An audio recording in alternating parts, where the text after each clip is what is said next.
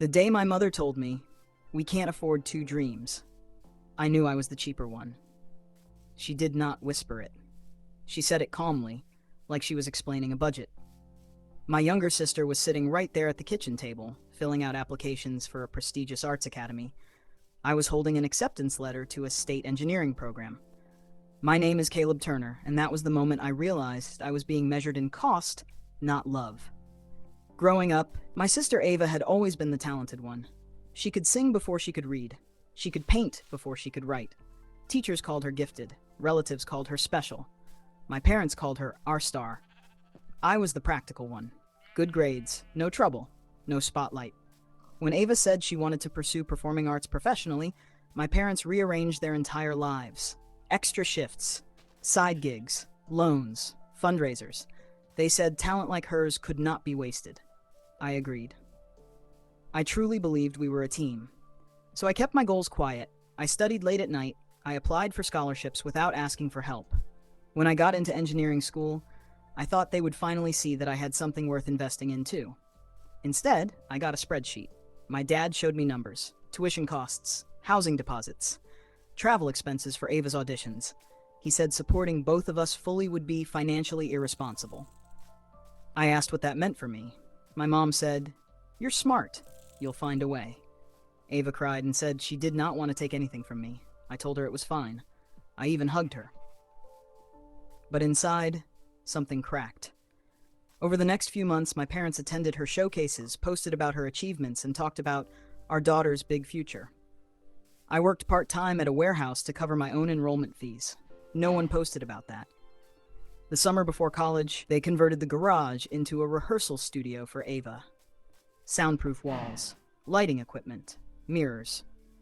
My bedroom ceiling still had a leak they never fixed. When move-in day arrived, they drove Ava across 3 states to settle her into her Arts Academy dorm. They dropped me off at my campus 2 weeks later, in a rushed afternoon between her rehearsals. No photos, no celebration lunch, just a quick handshake from my dad and a make good choices from my mom. College was brutal that first year. I balanced calculus exams with night shifts unloading trucks. I skipped meals to save money. I watched other freshmen video call their families while I stared at my silent phone. Whenever I called home, the conversation circled back to Ava.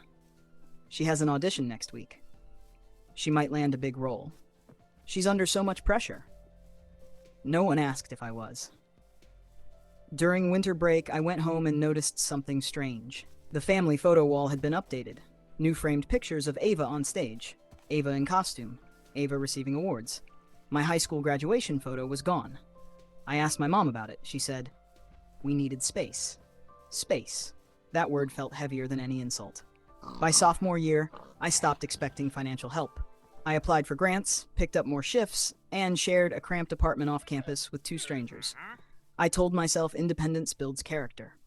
But independence born from neglect feels different. It feels forced.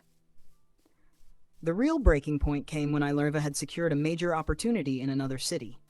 My parents decided to relocate to support her career full-time. They sold the house. I found out through a text. "We assumed you'd stay near your university. It makes sense for everyone."